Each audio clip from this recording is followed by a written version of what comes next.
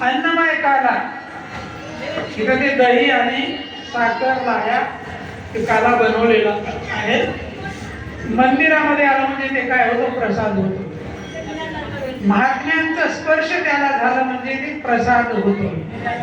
ते काला आपण खाल्लं म्हणजे काय होतो, अन्नमय कालाने स्थूल देहाची पवित्रता होते.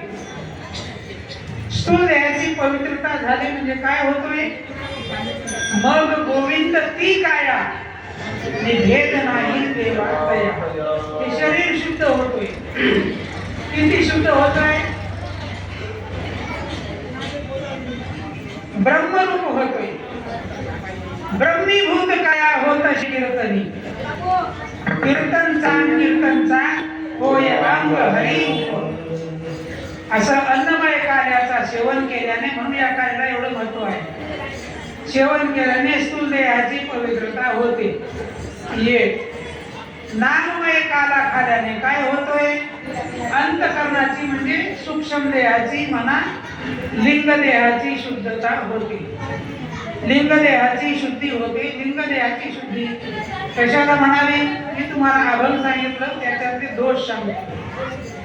मला दोष जातोय 1, विक्षेप दोष जातोय 2 आणि आवरण दोष जातोय 3. हे 3 दोष गेले म्हणजे सूक्ष्म देहाची शुद्धी होत असते.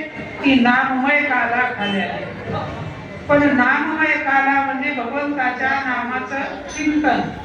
तो काला कसा ग्रहण करावा, मंत्र जरी आपणाला माहिती असले, ज्ञात असले, राम कृष्ण हरी विठ्ठल केशवान मंत्र हा जपावा सर्व काळ, किंवा जळतील पापे जन्मांतरीचे, राम कृष्ण नामे एकोणीसाची वगैरे वगैरे हजारो नाम आहेत. नामाचे 2 प्रकार असतात, एक प्राकृत नाम आणि एक अप्राकृत नाम. अप्राकृत नामाचं चिंतन संन्यासी लोक करतात आणि संसारिक लोक प्राकृत नामाचं चिंतन करावं लागतं.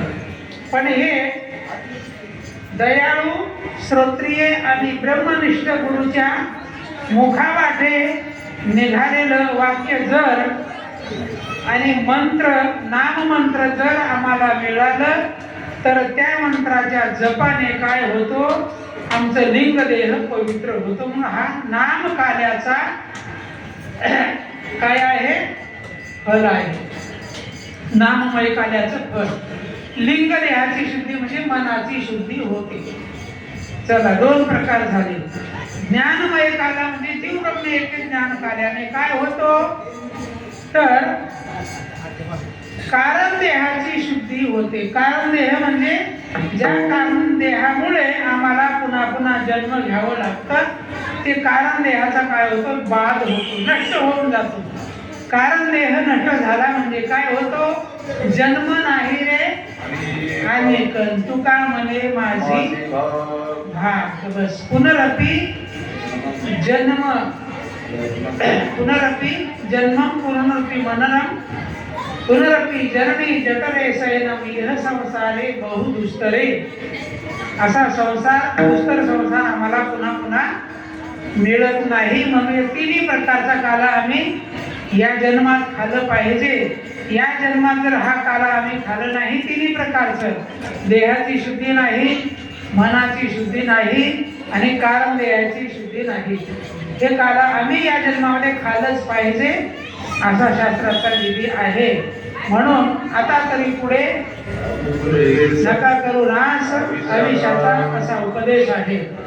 चला अशा प्रकारे हे काला आम्ही खाण्यासाठी का खावा, तर आम्हाला एवढे कष्ट झाले या जीवाला, एवढे कष्ट झाले. किती कष्ट झाले ते आज जे आपण काल्याच्या कीर्तनाला अभंग भेटलाय, अभंगाच्या 2ऱ्या चरणामध्ये महाराज प्रतिपादन करतात. किती कष्ट बहु केले वनवाला